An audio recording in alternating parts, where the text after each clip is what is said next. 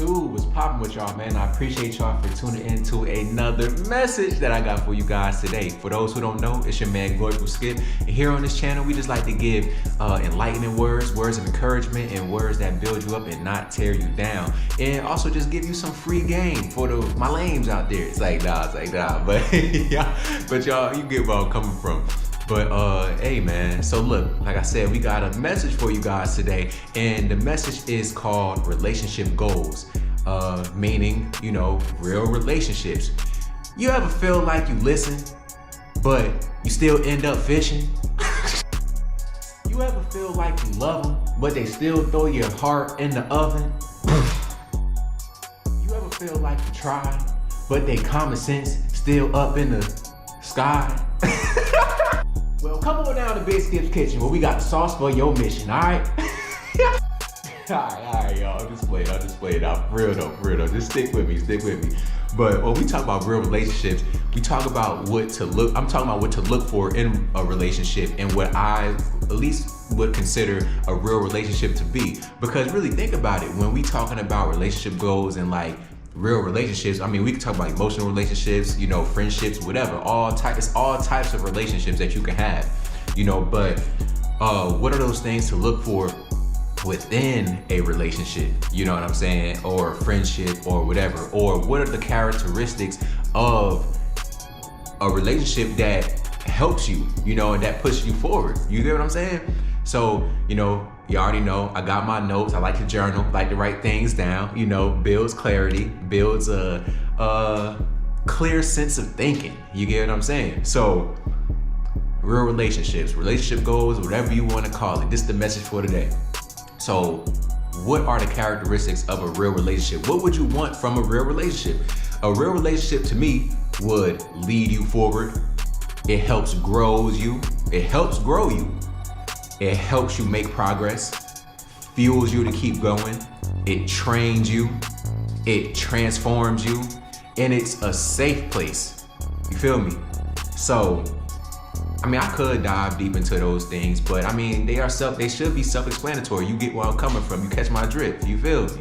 All right, bet. So, before you get into certain relationships, it's like you want to ask yourself these things, or while you in the relationship or in the friendship building stage, you kind of get a broadened view of how a person is.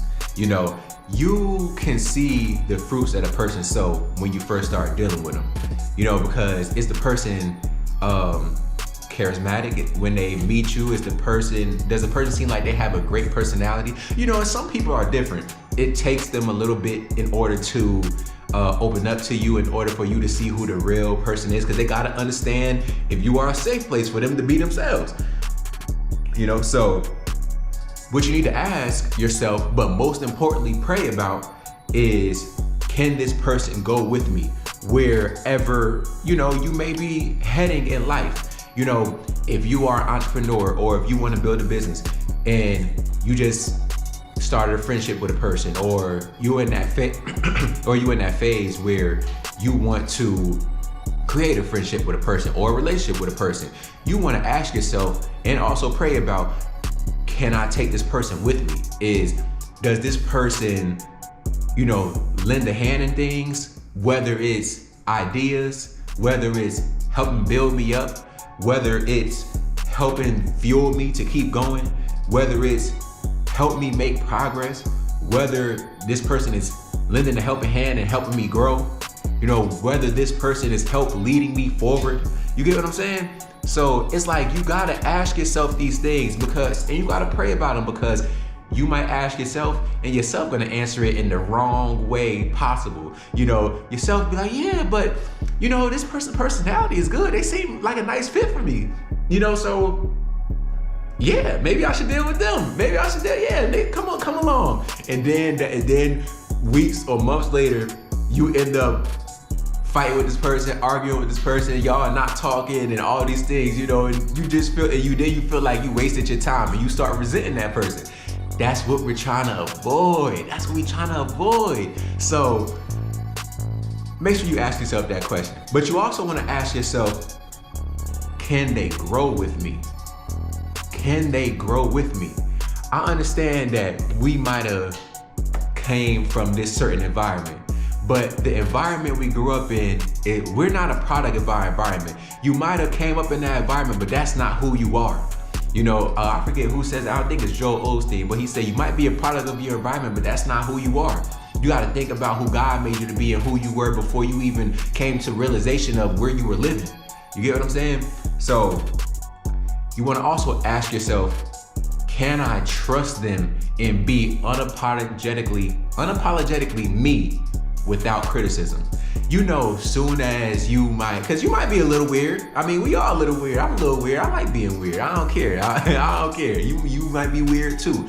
But you want to ask yourself, like, can I be me without being judged? It was some people that I used to be around in life, you know, and I just wanted to be me. I don't feel like I have to walk around, be on tough timing. You know what I'm saying? Gotta act tough. I don't gotta act tough. I can be myself. And I can still smack you with a smile on my face, you know, but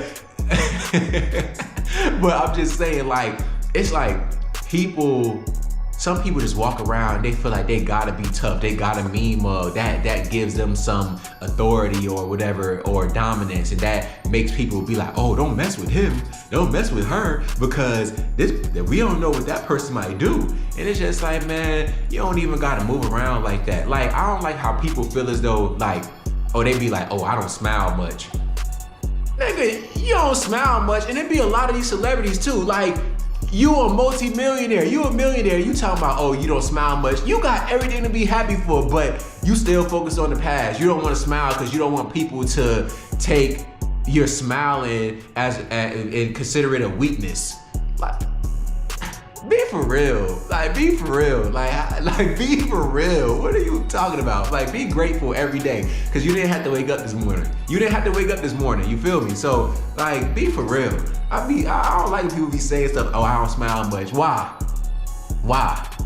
But whatever, go ahead, you do you. I'ma smile, but that don't make me soft, because I promise you I got these hands, you know what I'm saying? But I'm not even about to say, we ain't gonna go there, that's a conversation for another day, you feel me? But, so I just had, I like to give y'all facts, with the book of facts, from the book of facts, about relationships. And so this is basically a scripture where Jesus had saved a dead girl and he healed a sick woman, right? So in Mark 5, Jesus raised a dead girl and heals a sick woman. The dead girl was a daughter of one of the leaders of the synagogue named Jairus. And while they were on the way to Jairus' house, a group formed around Jesus in the city. And that's when Jesus came in contact with the woman who had been bleeding for 12 years. And because she touched a piece of his clothes and drew the miracle working power out of him, she was instantly healed. But he turned around and he felt it. He felt his power or his energy like drain a little bit. And he turned around, see who it was. He realized it was her and told her, like, woman, you are healed, go. But fast forward, like I said, the woman was healed. Then some people came from Jairus' house and told Jesus his daughter was dead. And Jesus said, don't be afraid, just believe, right? So I know you're probably like, but how does this go back to relationships? I'm about to tell you, this is the, you know what I'm saying? This is the punch in the face right here that's gonna wake you up. You feel me? So Jesus didn't allow anyone to just follow him besides a small few. And we're gonna talk about that. So Mark 5, verse 37, Jesus let only Peter, James, and John, the brother of James, go with him. So think about that. I'm gonna say that one more time for the ones in the back. Jesus let only Peter, James, and John, the brother of James, go with him. Jesus picked and chose wisely who he wanted to let come with him. Remember, I just said he allowed a group, the group formed around him in the city, and he could have just told them to follow him. You know how most people, they when they got clout, they gonna say, hey y'all, we heading over here. We about to go to this spot, so y'all pull up. He ain't say pull up. He only told specific people to pull up. You feel me? He only told a small few, 3 people. He told 3 people to pull up with him. He didn't tell the whole group to pull up with him. You feel me? So, with that being said, you must be selective and you must pick and choose wisely who you allow to walk with you. Because if you are slow to pick and choose the right people, man, you will find yourself falling from a cliff with those same wrong people. Those same wrong people, you'll be on some, hey, should I crash out? Yeah, crash. They'd be like, yeah, crash out. And now look, you done crashed out and you drove off the cliff, and now look, looking crazy while you fall into your death with the rest of these dumb folks that you should have left behind you because you didn't decide to bring the right people with you. You feel me? So I hope y'all understand that and that did not fly over your head. You feel me? So the relationships that you want to stay away from are relationships that keep you stuck and relationships that take you back to who you once were, meaning the person you elevated from.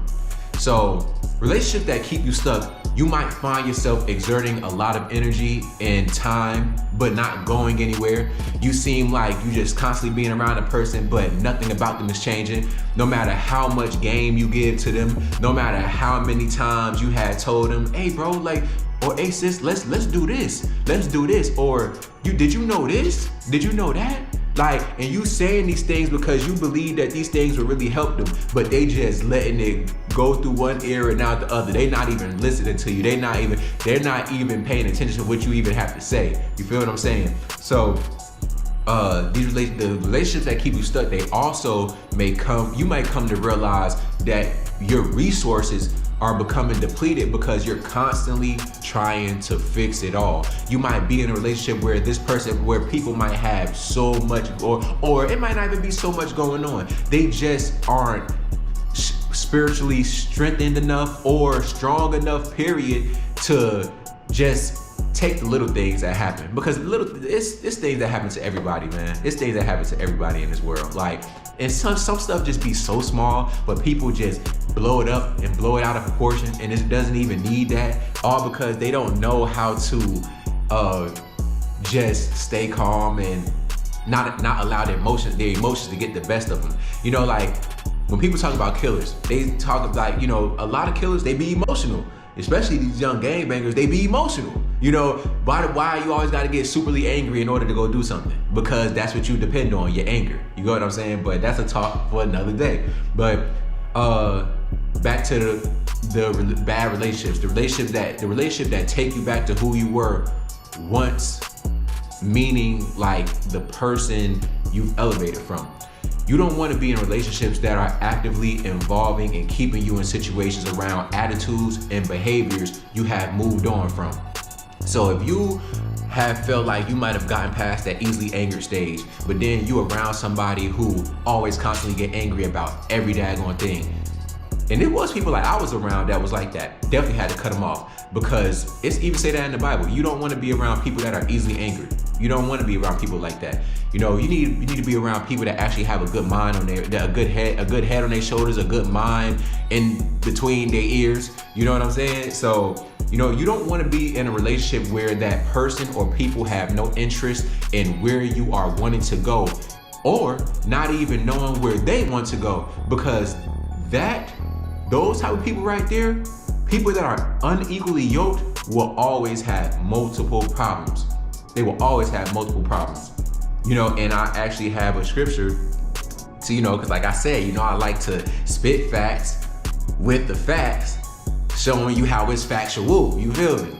Yes, sirski. Let's go. So we got 2 Corinthians 6:14 NIV version, right? And it says, "Do not be yoked together with unbelievers, for what do righteousness and wickedness have in common? Or what fellowship can light have with darkness?" That tells you everything right there. And you got some people, right? They have great personalities, but because they have a lot of light in them. But then they try to come in contact, or they might feel like dark people always gets attracted to them. And so then they try to be Dr. Phil and fix everybody, in which you can't. You feel me? You can't fix people. You cannot fix people. You feel me? So basically what I'm just trying to get at, because I don't want to make this video too long, is you cannot be on different levels with people. You could be up here and they could be down here, or they could be up here and you could be down here. It's just like, you don't want to be unequally yoked with people, because there are always going to be some sort of problems that form, because you might be thinking on a higher frequency, but this person is operating on a low frequency. So if you're on a high frequency and you're dealing with somebody that's on a low frequency, they're gonna pull you down little by little. You know, hence to what I said earlier about the being around the wrong people, you'll end up driving off a cliff right with them, and they'll be telling you to crash out, and be right with you as you crashing out, and then y'all just be all some dead asses. You get what I'm saying? So at the end of the day, man, do not be unequally yoked. Pick and choose wisely who you allow to walk with you, just like Jesus did. You feel me? But it's your man Gloriful Skip, and y'all, it's lit on this side. So subscribe to the channel, man. I got some more powerful things to say to you, and got some more videos coming up that are for you. So subscribe to the channel, hit that notification bell to be alerted when I drop another wise word for you guys. Like this video and comment your thoughts. Like I said, it's your man Gloriful Skip, and hey, we out, man. Until next time.